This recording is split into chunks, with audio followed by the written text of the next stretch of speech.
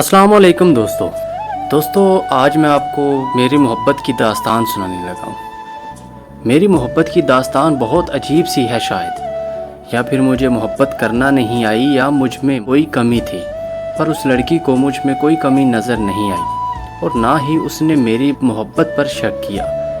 میرا نصیب ہی خراب تھا کہ ادھوری محبت میرے حصے آئی، پر جتنی حصے آئی وہ بہت ہی زیادہ مخلص، ایماندار، وفاداری سے بھرپور تھی، اور ہے بھی شاید، کیونکہ اب ہم ساتھ نہیں ہیں، اکٹھے تو ہم پہلے بھی نہیں تھے، پر ہم ایک دوسرے کا خیال ایسے رکھتے تھے جیسے ایک ہی جگہ پر رہتے ہوں۔ ویسے تو ہم ایک دوسرے سے میلوں دور تھے، پر دل کی دھڑکنیں ایک ساتھ دھڑکتی تھیں۔ اللہ کی قدرت ایسی تھی کہ اسے پتہ چل جاتا تھا کہ مجھے کوئی مسئلہ بنا ہوا ہے یا میں بیمار ہوں۔ میں پریشان ہوتا تب بھی وہ جان جاتی، پتہ نہیں اسے کیسے پتہ چلتا تھا۔ جب اسے کچھ ہوتا مجھے بھی پتہ چل جاتا، میرا دل زور سے دھڑکنے لگ جاتا۔ شاید اس کے ساتھ بھی ایسا ہی ہوتا ہوگا، اور اگر مجھے بھوک لگتی تو اسی وقت اس کی کال آ جاتی یا میسج آ جاتا کہ اب کھانا کھا بھی لو، تو اگر میں کہتا کہ کھا لیا ہے تو کہتی کہ کمینے جھوٹ نہ بول، اور میرے ساتھ ڈرامے کرنے کی ضرورت نہیں ہے، جلدی سے کھانا کھاؤ اور مجھے بتاؤ، پھر میں بھی کھاؤں۔ جب میں کھا لیتا تو پوچھتی کتنا کھایا، پھر خود کھاتی۔ وہ میرا ایسے خیال رکھتی جیسے اس کا میرے بغیر اس دنیا میں ہو ہی کوئی نہ۔ میرا بھی حال کچھ ایسا ہی تھا، اور جب رات ہم بات کرتے تو ہم سوتے بھی اکٹھے ہی تھے۔ کبھی کبھار مجھے رات کو کہیں جانا پڑ جاتا تو وہ تب تک نہ سوتی جب تک میں نہ سوتا۔ میں اس کو ڈانٹتا کہ سو جاؤ، حرام ہے کہ اس کی آنکھ لگ جائے۔ بے شک اسے ساری رات جاگنا پڑتا، وہ جاگتی۔ اگر میں تھوڑا سا کھانس دیتا تو 100 قسمیں دیتی کہ تم بیمار ہو اور جاؤ ابھی دوائی لے کر آؤ، پر کمینی اپنا خیال نہیں رکھتی تھی۔ میرے بار بار کہنے اور مجھ سے ڈانٹ کھانے کے بعد دوائی لیتی، پھر کہتی مجھے تمہارے ساتھ ضد کرنا اچھا لگتا ہے، اور جب بیمار ہوتی تو بار بار کسی نہ کسی بات پر لڑتی۔ جب میں راضی کر لیتا تو کہتی مجھے چھوڑ تو نہیں جاؤ گے، پھر میں قسمیں اٹھا کر اسے یقین دلاتا کہ کبھی نہیں چھوڑوں گا، اور اسے میں چھوڑ بھی نہیں سکتا۔ میں مر تو سکتا ہوں پر چھوڑنا ناممکن ہے، کیونکہ اس میں میری جان بسی ہے۔ میں اس سے کچھ دیر بات نہ کروں تو دل کی دھڑکنیں تیز ہو جاتی ہیں اور سانس لینا مشکل ہو جاتی ہے، جیسے میرا گلا کسی نے گھونٹ دیا ہو۔ ہم دونوں ایک دوسرے سے پیار اتنا زیادہ کرتے کہ ہمارا ایک دوسرے کے بغیر رہنا ممکن ہی نہیں تھا، پر ہم دونوں کو پتہ تھا کہ ہم کبھی بھی ایک ساتھ نہیں رہ پائیں گے، کیونکہ ہمارے گھر والے نہیں مانیں گے۔ اس کے تو شاید مان جاتے، پر میرے کبھی نہیں مانتے۔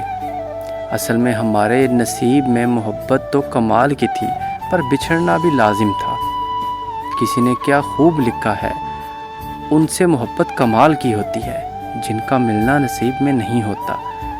ہم جب کبھی سوچتے تھے کہ ایک نہ ایک دن بچھڑ جانا ہے تو بہت زیادہ وحشت ہوتی تھی، اور ڈر لگتا تھا زندگی سے کہ اس کے بغیر جیوں گا کیسے۔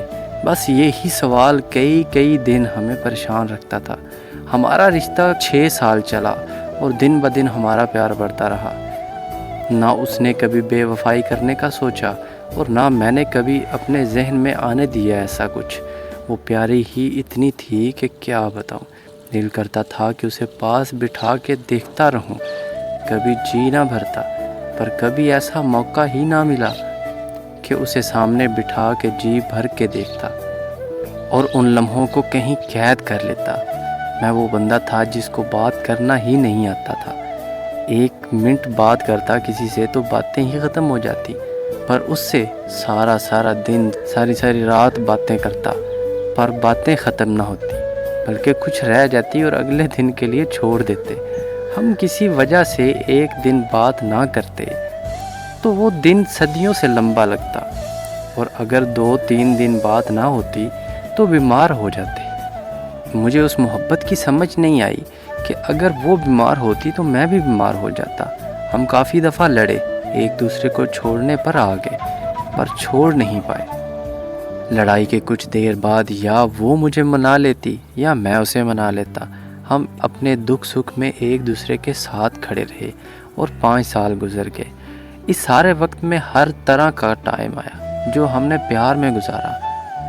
ہم نے ایک دوسرے کے بغیر رہنے کا سوچا بھی نہیں تھا کبھی۔ یہاں اگر تفصیل سے لکھوں تو ایک کتاب بھی کم پڑ جائے، پر 5ویں سال کا آخر تھا اور 6 سال کا شروع تھا۔ ہماری زندگی میں ایک شیطان آیا اور اس شیطان کی وجہ سے ہماری زندگی میں بہت بڑا طوفان آیا اور ہماری ساری خوشیاں برباد کر کے چلا گیا۔ طوفان بھی ایسا کہ ہم دونوں ہی برداشت نہ کر سکے اور جدا ہو گئے، بلکہ جدا کر دیے گئے۔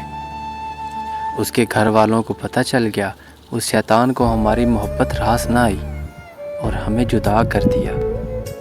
ادھر وہ پریشان حال تھی اور کھانا پینا چھوڑ دیا، ادھر میں نے بھی کھانا پینا چھوڑ دیا۔ 2 ہفتے ایسے ہی چلا، دونوں کی کوشش تھی کہ مر جائیں۔ ادھر وہ اتنی بیمار خون کی الٹیاں کرنے لگی، ادھر میں بھی ذہنی مریض بنتا جا رہا تھا اور حادثات کا شکار ہو رہا تھا۔ کافی زخم کھائے، پر ایک امید تھی جو دونوں کو زندہ رکھے ہوئے تھی، ورنہ کوششیں تو پوری تھیں کہ مرنے کی۔ پھر اللہ نے چاہا اور ہم نے کسی نہ کسی طریقہ سے بات کرنا شروع کر دی اور ایک دوسرے سے قسمیں لیں کہ کھانا کھائیں گے زندہ رہنے کے لیے۔ کھانا کھا تو لیتے پر صرف بھوک مٹتی تھی۔ بس پھر بات روز ہونا شروع ہوئی تو خوش رہتے تھے۔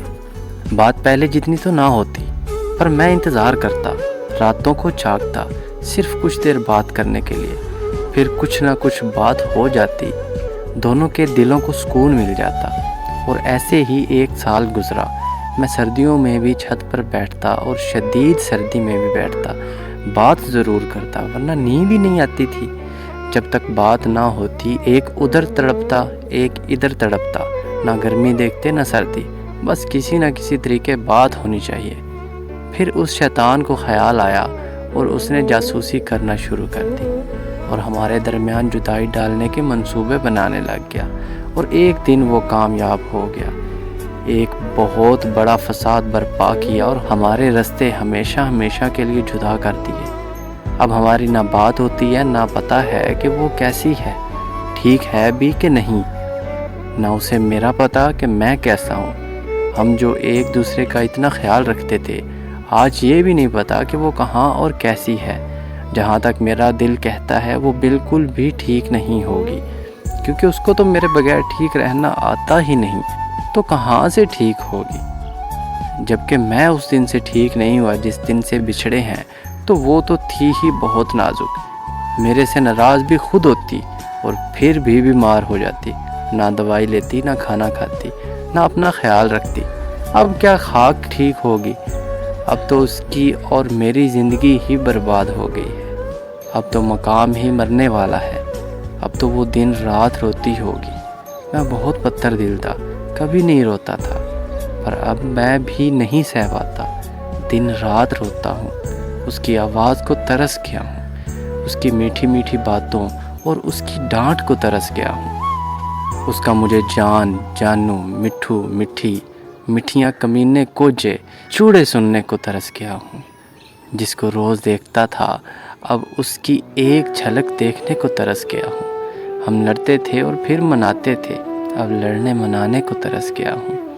اس کا تو مجھ سے بھی حال بدتر ہوگا، دل کرتا ہے مر جاؤں، ایسے جینے سے مرنا بہتر ہے، پر وہ جی رہی ہے تو مجھے بھی جینا پڑے گا، اس امید کے ساتھ کہ کہیں نہ کہیں مل جائے یا شاید کہیں بات ہو جائے۔ پر اس وقت میرے حالات بہت نازک ہیں، کھانا کھاتا ہوں پر ایک ایک نوالا زہر لگتا ہے، ہنستا بھی ہوں پر خوشی نہیں ہوتی، باتیں بھی کرتا ہوں پر وہ مزہ نہیں آتا، اس کے بغیر سوتا ہوں پر وہ سکون اور راحت نہیں ملتی جو اس کو سلا کے سونے میں ملتی تھی۔ بس بے رنگ ساتھ جی رہا ہوں، زندگی ختم ہو گئی ہے، اب زندہ لاش کی طرح ہوں۔ لوگوں سے سنا کرتا تھا کہ جو محبت میں ناکام ہوتے ہیں وہ زندہ لاش کے مانند ہوتے ہیں۔ اس وقت ہنستا تھا، پر اب ناکام ہوا تو حقیقت کھلی کہ کیسے زندہ لاش ہوتی ہے۔ محبت انسان کو اندر سے توڑ دیتی ہے، کسی کو اپنا بنانے کے چکر میں بندہ خود کو بھی کھو دیتا ہے۔ سچی محبت کرنا اور نبھانا آسان کام نہیں ہے، بلکہ دنیا کا مشکل ترین کام ہے۔ یہ تھی میری محبت کی داستان، جسے میں نے بہت مختصر بیان کیا۔ اب اس غزل کے ساتھ اجازت چاہوں گا۔ خوش رہیں، خوشیاں بانٹیں۔ تم ہی کو خاص رکھا ہے، تم ہی مخصوص ٹھہرے ہو، جگہ اب بھی وہی پہلی، عنایت پہلے جیسی ہے۔ سنو کیا خوف ہے تم کو، اگرچہ لوٹنا چاہو، تمہارے واسطے اب بھی رعایت پہلے جیسی ہے۔ ابھی بھی منتظر ہوں میں، ابھی بھی تیری خواہش ہے، یہاں کچھ بھی نہیں بدلا، روایت پہلے جیسی ہے۔